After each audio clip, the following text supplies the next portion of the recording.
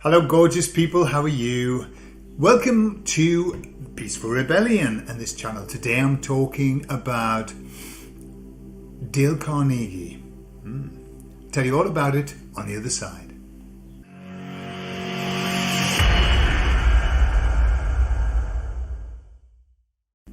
So years ago, and I'm talking maybe when I was 25, so a lot of years ago, I was the manager of a factory, and I had a visit from two people who were selling the Dale Carnegie course. And just at the time I thought, well, I'll ask my manager if I can go. I think it was about, a couple of £1,000. And he said yes. So I went on this Dale Carnegie course, and the Dale Carnegie course is all based around his series of books. I don't know if you're aware of. He has more than just one. The most famous is How to Win Friends and Influence People.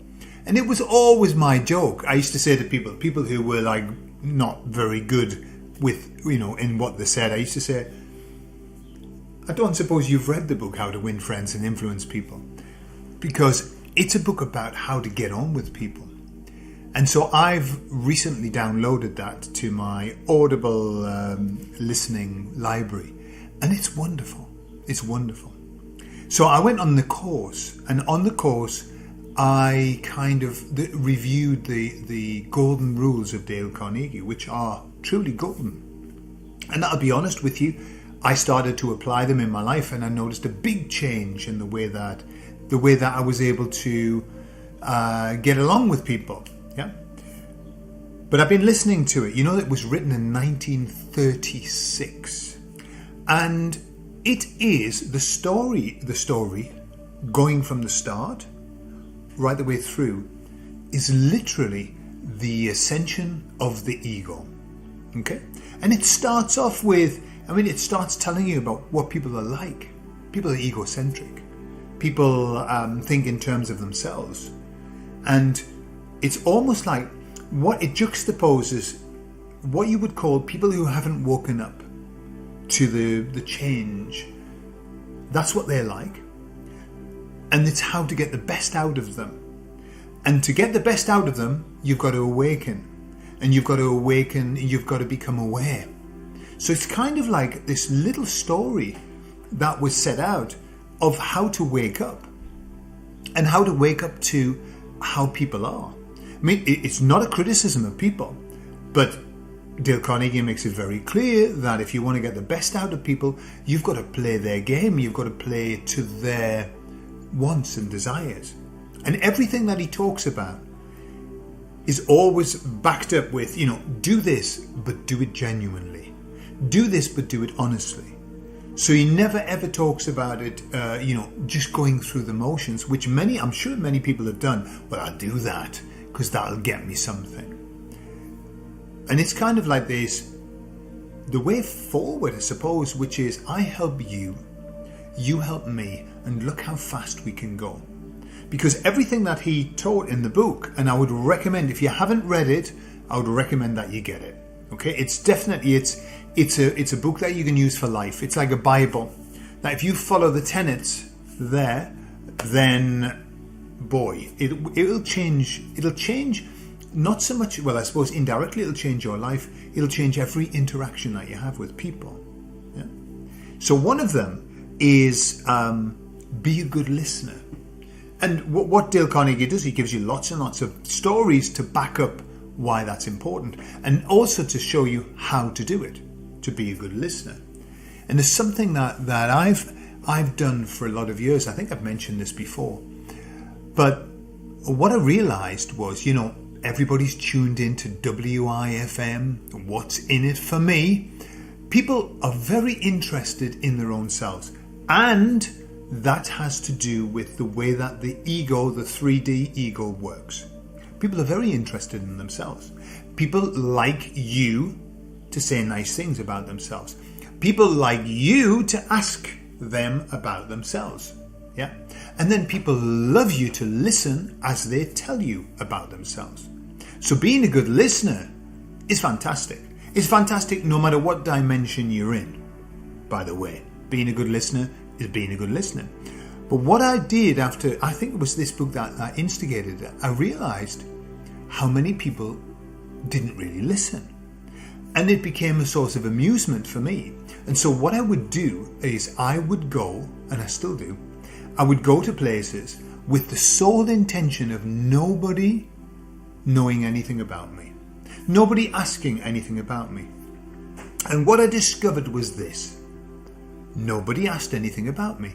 Or very rarely. And it was always a disappointment. I wasn't prepared for it when somebody would ask me a question. Well, what about you? Why is that the case? Because the way that interaction normally happens is this. Somebody tells you about themselves, right? It isn't that you ask them about themselves, they tell you. So I remember going to some place recently, and there were 3 women there talking to Cynthia and myself, and they talked non-stop about their family. Okay, beautiful, lovely. But they talked non-stop about the family. And at no point did they ask us at all whether we had children, what about our family. We didn't offer anything. We did do the encouragement sounds, encouraging people to continue and asking like what I would call the bouncing ball question, which is they've said something and you go, oh, that's interesting. So what does that mean? Yeah, people love that. People love that. So what happens is when you are a good listener, if you're in the 3D world, you will listen. You'll do a lot of listening. And if you don't choose to offer anything about yourself, you'll just listen. And that's just the way that it tends to be. When you move into the more aware stage, I think, that's when people are interested in you as well. People want to know your opinion. If I meet people, I want to know their opinion because it might be different to mine and I might learn something. But you see, if you think about it in terms of ego, and the reason I'm talking about this book is because the ego course is coming up, okay? Ascending the ego. And I'm just really aware as I read this book that that's exactly what we need to move away from. We need to move away from this obsession that we have with telling people about ourselves, or the obsession that we have about making sure that people know, and not wanting to know too much about everybody else. Why do people not want to know too much about everybody else? Because it's scary. Because somebody might give you an opinion that flies in the face of you and your opinion, and that's dangerous, and that's not a good thing. As Bill Gates often, you finish a sentence and go, and that's a good thing, or and that's a bad thing. Yeah, just so you know, just for clarity, whether is that a good thing or a bad thing, and that's a bad thing. And I'll tell you something else that happens as well. As you watch this process, I've spent a lot of years watching this process of how people interact, how they interact with me, the information. When people ask me questions, when I'm in a social function, sometimes I feel reluctant to answer, or I'm not prepared because I don't expect people to ask me questions. So when they do, it's quite a surprise. It's interesting. But I think as we travel along our journey, this journey of awakening, I think that it will be less difficult. It'll be less difficult to have interactions with people, like two-way interactions. Yeah, you know the classic.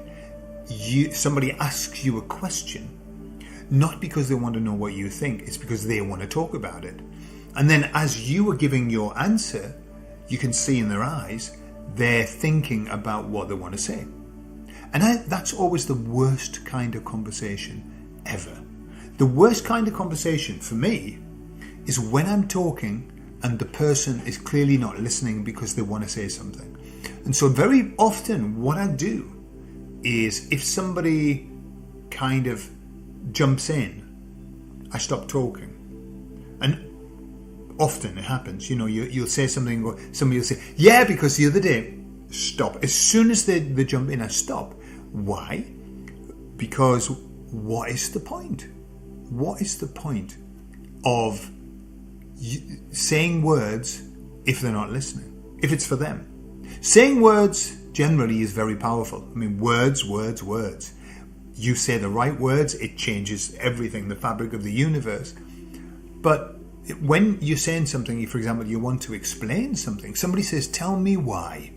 Right? This has happened to me so many times. Has it happened to you? Tell me why you think that. But you hear in the voice that it's a challenge rather than a genuine, interested question. And so you start to tell them, they go, yeah, but. And as soon as I hear that, then I stop. Because what's the point? They don't want, what they want is to disprove you. And oh, God knows how many conversations we've had that like that over the last 3 years of people going, yeah, but, well, what about her? Well, you say that, but what about? Okay, which often has nothing to do with what you're saying.